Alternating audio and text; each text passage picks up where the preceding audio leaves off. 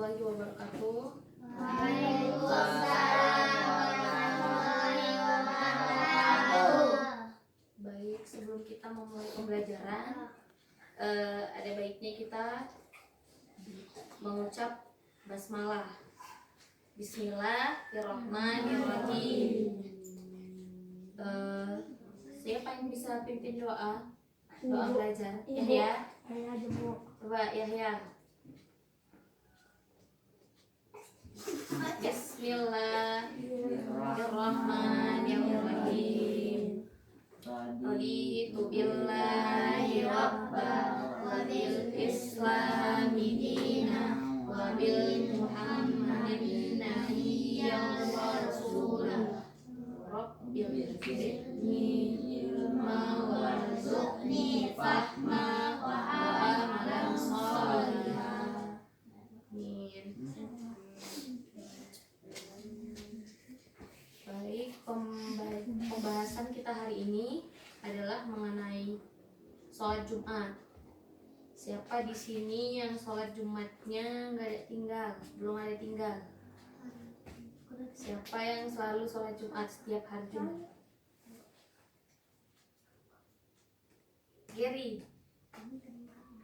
Siapa lagi yang setiap hari Jumat sholat Jumat? Jadi sholat Jumat itu wajib bagi setiap laki-laki muslim, ya, wajib. Kalau udah wajib itu dilakukan berpahala, ditinggalkan berdosa. Jadi bagi setiap laki-laki muslim sholat Jumat itu wajib. Kemudian apa itu sholat Jumat? Bukan sholat yang dilakukan hari Jumat, ya itu juga, cuman artinya bukan itu. Jadi sholat Jumat itu adalah sholat 2 rakaat dengan berjamaah yang dilaksanakan sesuai khutbah, sesudah khutbah Jumat pada waktu zuhur di hari Jumat, dan hukumnya wajib bagi laki-laki yang sudah memenuhi syarat. Jadi sholat Jumat ini diwajibkan bagi laki-laki yang sudah balik.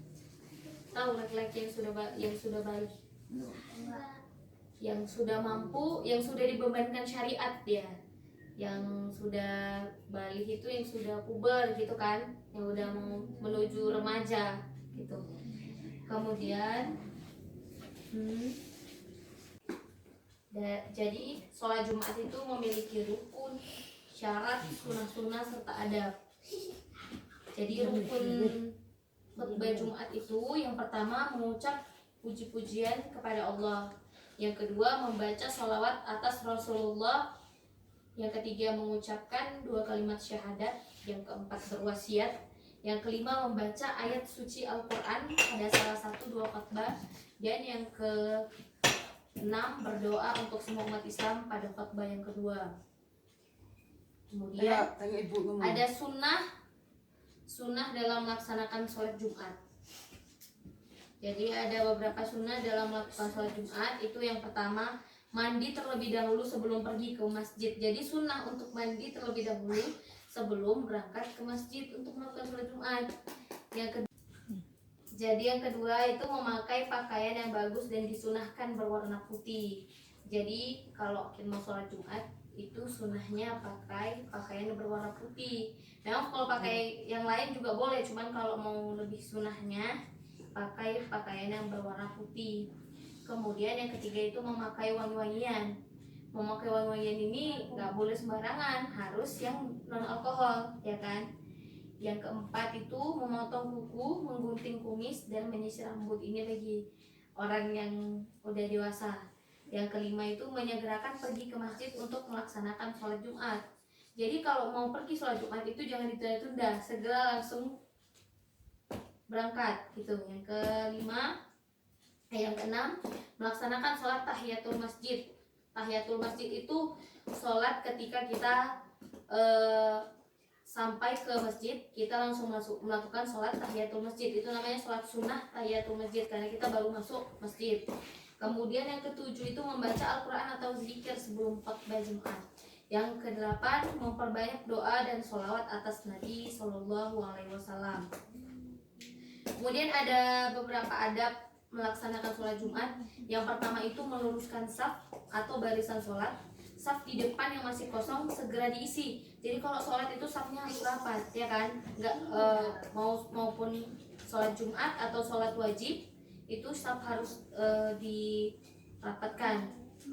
Kemudian yang kedua, ketika khotib sedang berkhutbah tidak boleh berbicara satu kata pun. Jadi kita nggak boleh membuat kebisingan ketika sholat ya, karena akan mengganggu kekhusyukan sholat ketika sholat. Kemudian ada hikmah sholat Jumat. Hikmah sholat Jumat yang pertama memuliakan hari Jumat.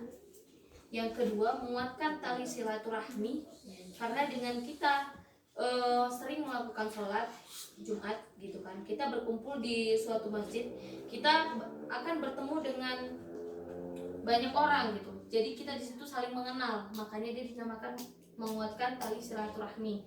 Yang ketiga itu berkumpulnya umat Islam dalam masjid merupakan salah satu cara untuk mencari barokah Allah. Kemudian yang keempat, dengan sering berjamaah di masjid bisa menambah semangat bekerja kita karena terbiasa melihat orang-orang yang semangat beribadah di masjid. Yang kelima, melipat gandakan pahala kebaikan. Yang keenam, membiasakan diri untuk disiplin terhadap waktu. Jadi kan waktu sholat zuhur itu sudah ditentukan, ya kan, setelah 2 khutbah. Jadi alangkah lebih bagusnya kita itu melaksanakan dengan tepat waktu. Kalau bisa pun melaksanakannya sebelum khutbah itu sudah hadir, ya kan.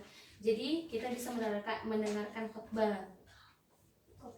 Kemudian